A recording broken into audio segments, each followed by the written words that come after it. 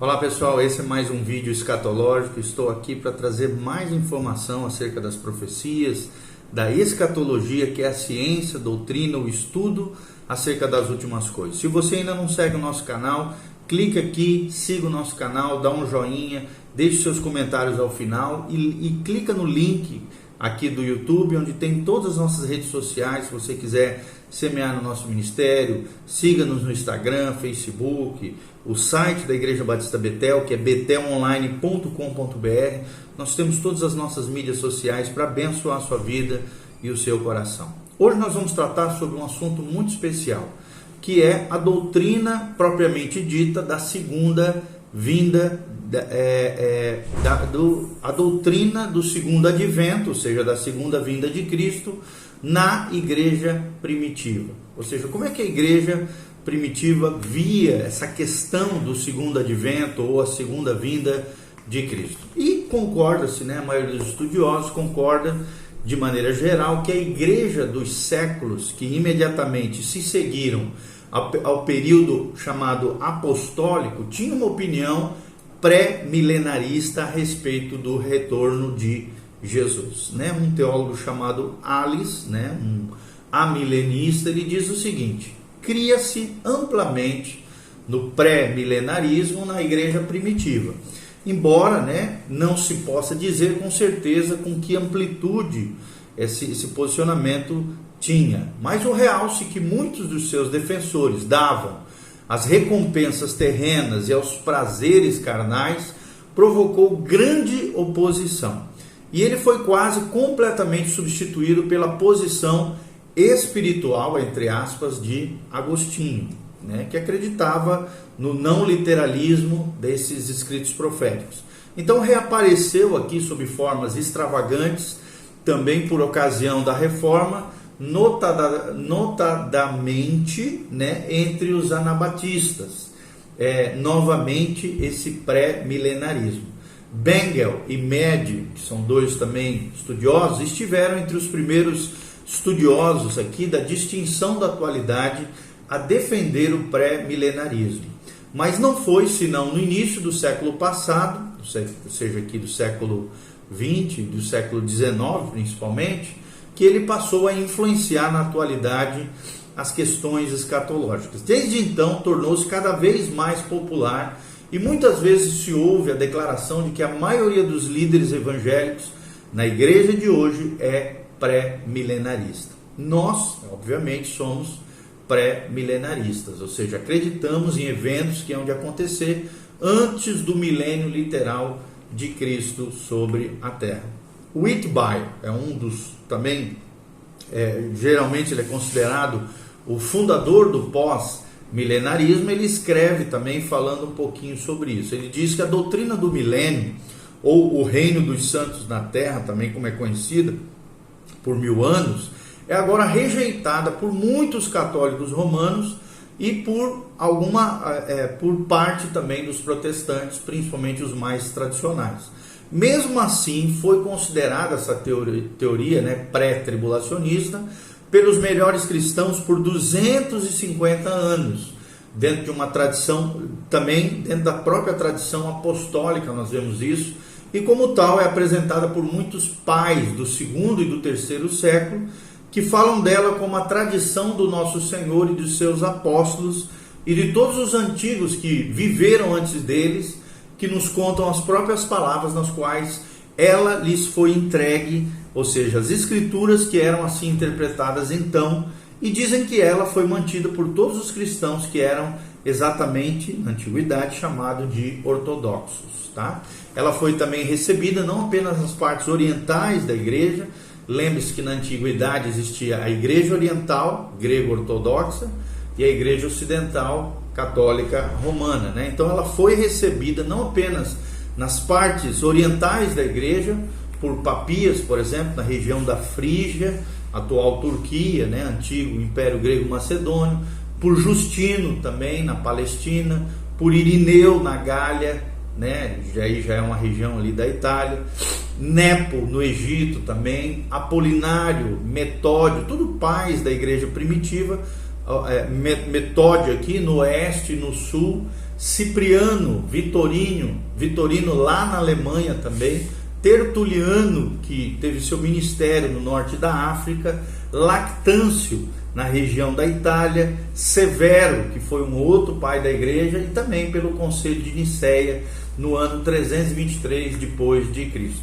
Você pode ver isso na obra Theocratic Kingdom, ou Reino Teocrático, de G.N.H. Peters. Ele faz essa menção dessas informações que nós estamos trazendo para você. Então, o fato de tais concessões, né, pensando um pouquinho nisso que Peters fala, pelo fato de tais concessões serem feitas por oponentes do próprio pré-milenarismo, deve-se apenas ao fato de que a história relata que essa foi a crença universal da igreja por mais de 250 anos após a morte de Cristo. Então, tem uma lista de historiadores que admitem o fato. Scaff, né, é um outro erudito, teólogo também, estudioso da palavra de Deus.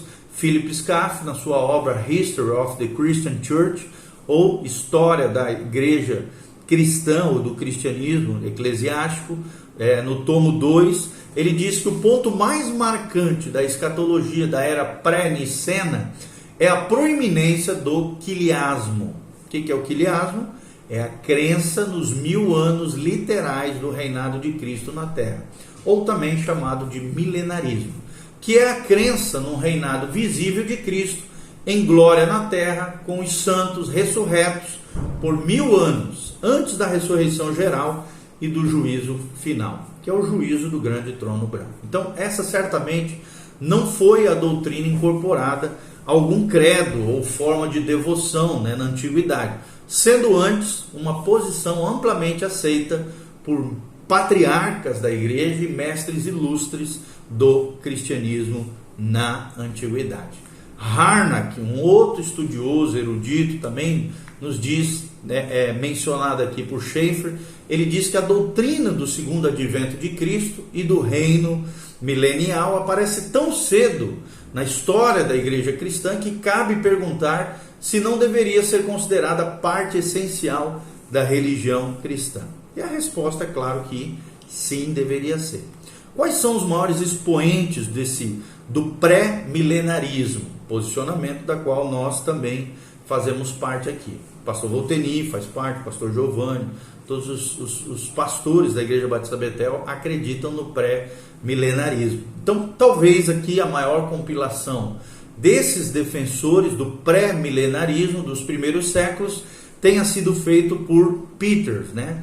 Ele lista da seguinte maneira: os defensores do pré-milenarismo, por exemplo, no primeiro século, foram André, Pedro, Filipe, Tomé, Tiago, João, Mateus, Aristio, também um patriarca da igreja, João, considerado e chamado como o presbítero.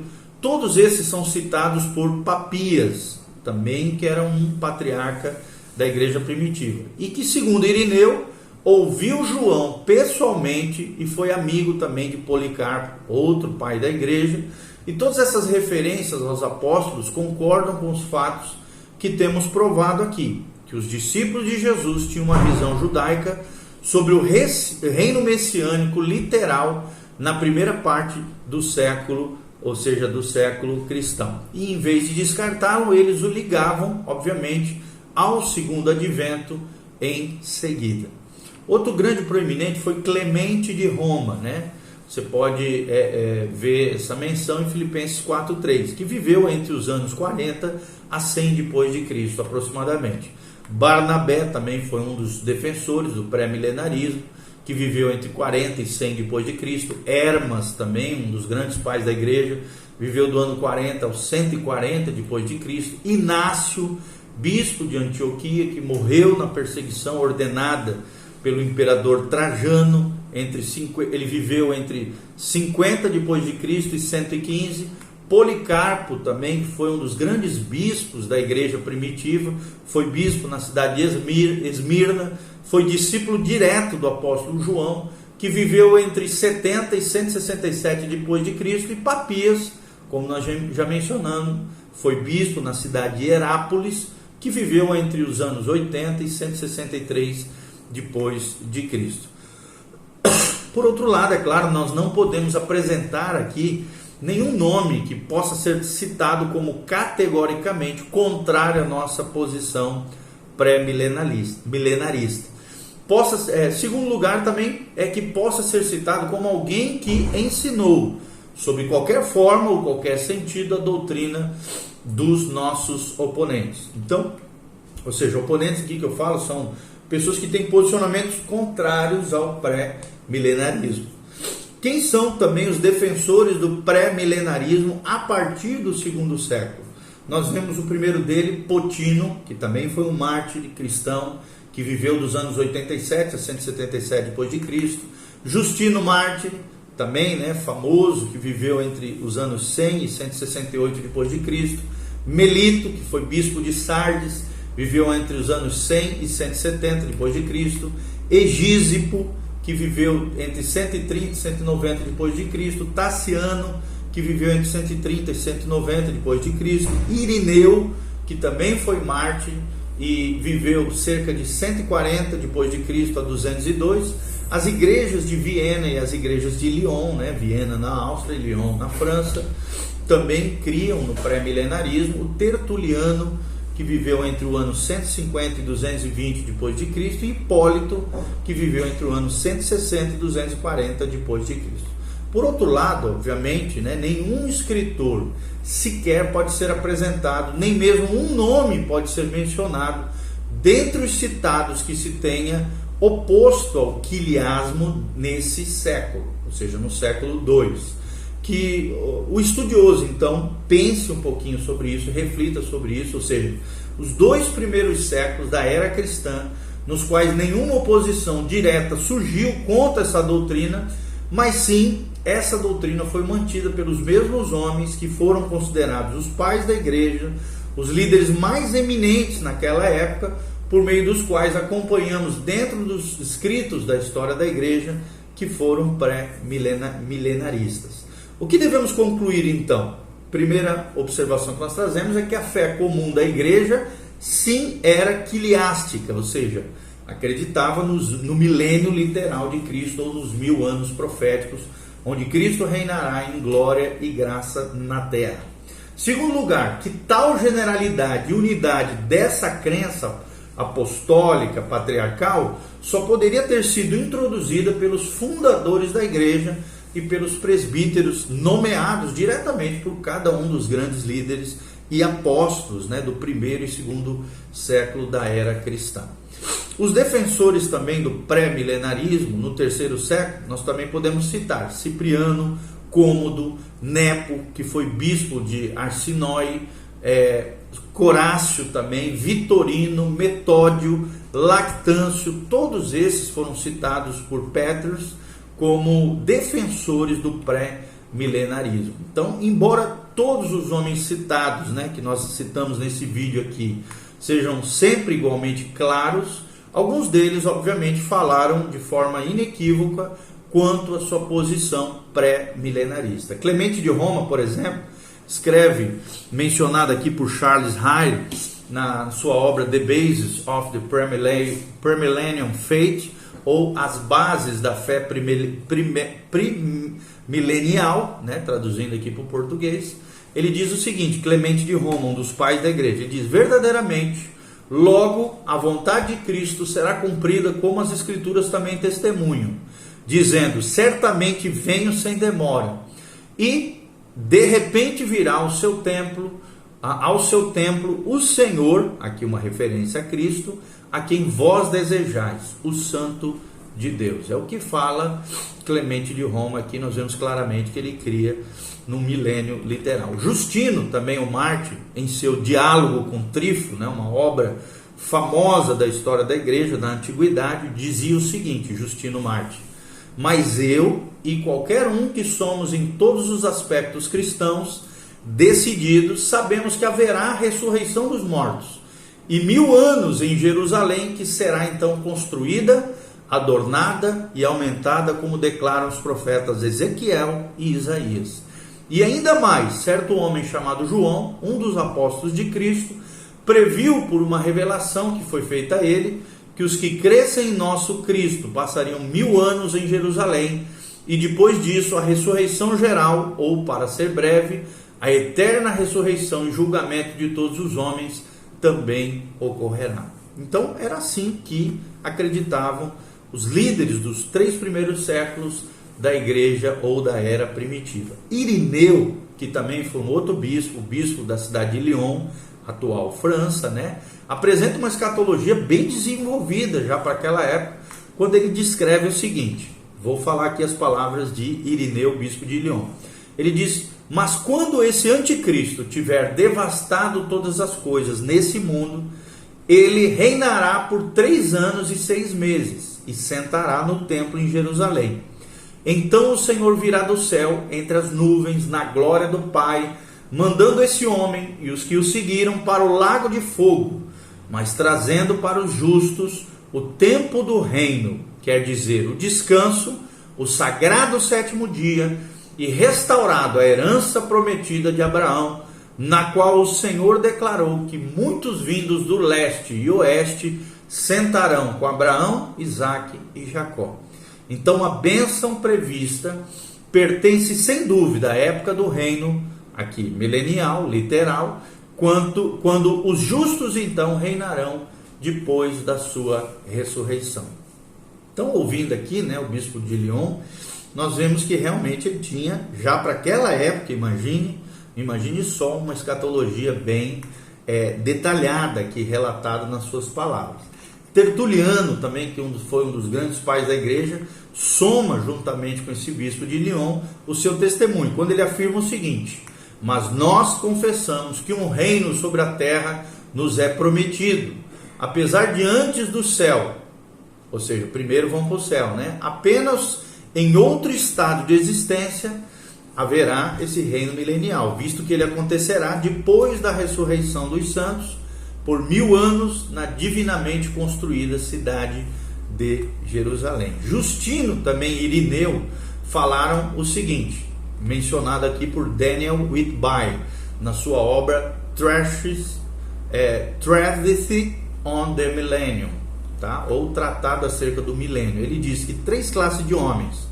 Primeiro, os hereges, que negavam a ressurreição da carne e do milênio literal. Segundo, havia uma outra classe de homens, né, na sua época, que são os verdadeiramente ortodoxos, que afirmavam a ressurreição e o reino de Cristo na terra. E existia na sua época um terceiro grupo, que são os crentes que concordavam que os justos, e mesmo assim esforçavam-se para alegorizar e transformar em metáfora todas as passagens que apontavam para o próprio reinado de Cristo, e que tinham opiniões em concordância com aqueles hereges que negavam, não com os ortodoxos, que afirmavam que esse reinado de Cristo na terra aconteceria. Tá bom? Então tanto Justino como Irineu, né, reconheciam o pré-milenarismo como o critério de uma perfeita ortodoxia cristã, ou uma fé ortodoxa. Em seu diálogo com Trífo, né, em que escreve que alguns são chamados cristãos, mas são ímpios, hereges, ensinando doutrinas que são totalmente blasfemas, ateístas e tolas, Justino reconhece esse posicionamento que ele mesmo tinha chamado pré-milenarismo. Tá? Isso foi citado por Crominga, D.H. Crominga, na sua obra The Millennium in the Church. Ele mostra aqui que incluiria qualquer um que negasse o pré-milenarismo. Então, nessa categoria mencionada por ele. Então, visto que ele incluiu nela os que negaram a ressurreição, um ensinamento também associado naquela época. Então, seria seguro concluir com aquilo que Peters afirma na sua obra Church History, volume 2, ele diz assim: quando examinamos o quadro histórico, somos forçados a concluir que os escritores que insistem na grande extensão do quiliasmo na igreja apostólica e primitiva estão certamente corretos. Nós, consequentemente, apoiamos os que se expressam como Muncher, né, na sua obra, como eu mencionei, Church History, que o quiliasmo, ou seja, essa doutrina do milênio literal, dos 1000 anos proféticos de Cristo reinando na terra, foi recebido universalmente por quase todos os mestres antigos da igreja primitiva e associam junto com Justino aqui o Mártir já mencionado, ao todo da comunidade ortodoxa dos tempos antigos. É o que fala Peters, tá bom? Quais são os oponentes, então, que surgiram logo em seguida contra a posição pré-milenarista? É o que nós vamos ver no vídeo seguinte. Continue conosco nesse série de vídeos sobre o segundo advento ou a segunda vinda de Cristo. Um abraço, Deus os abençoe. Amém e amém.